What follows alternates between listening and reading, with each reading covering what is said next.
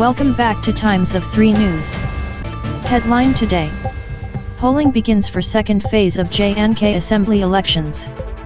Jammu and Kashmir elections, fates of Omar Abdullah, state chiefs of Cong, BJP and Apni Party to be sealed on September 25.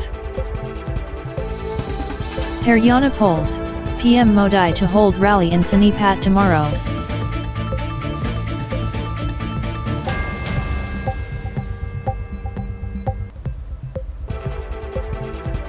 Mamata Banerjee government promises to release funds for 11 lakh houses by December first week.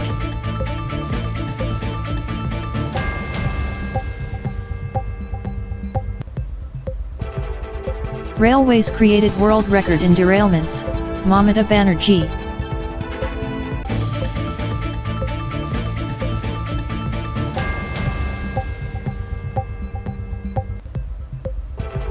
SEBI must reveal big players who are making a killing at expense of small traders in FNO trading, Rahul.